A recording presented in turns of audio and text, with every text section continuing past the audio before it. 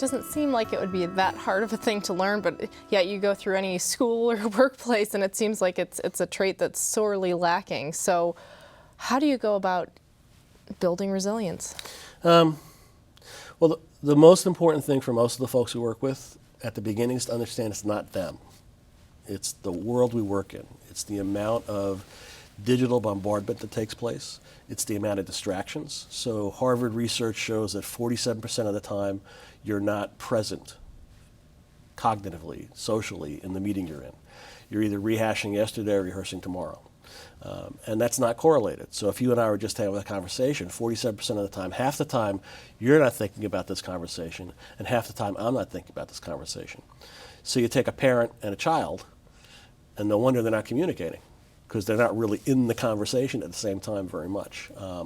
But the other thing about the brain is that it's a little bit like wiping a disk, and there's a bit of the memory left.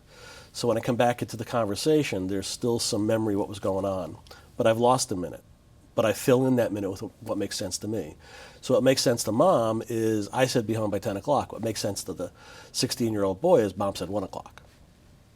And neither one is lying or deceiving. Both think that's what they heard. But you have an interesting Friday night when that happens. So that's the first thing. And then after that, there's 3 pillars of resilience in our model. So the first is mindfulness. And that really is just creating a neural network that enables you to stay focused in different environments and to intentionally shift your focus. So your mind isn't just kind of wandering around and banging around from topic to topic and interest to interest. And you start there. And then positive psychology, in the old days, somebody would have a problem. They'd be stressed. They'd come see a clinician, and the job was to get them back to their old level of functioning. Well, in today's world, you can hit a bump in the road, so to speak, about every other day. So that's not a really good model. With resilience, if somebody's in distress, you still want to get them back to usual, so you use a lot of the evidence-based techniques from the traditional models. But then resilience is about taking them to a higher level of functioning.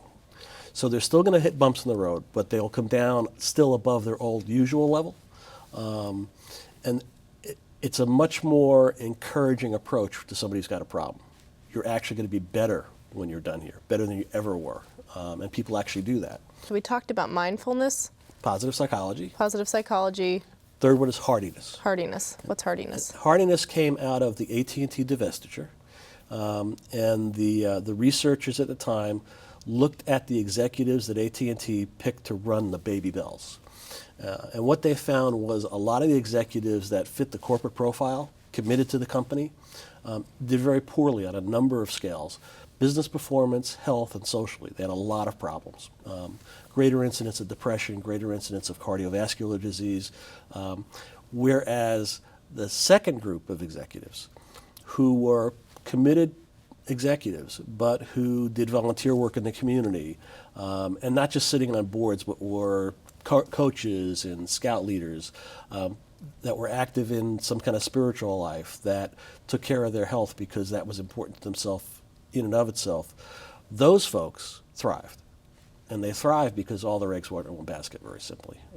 When you're committed to one thing and that thing is in danger, you're in a vacuum.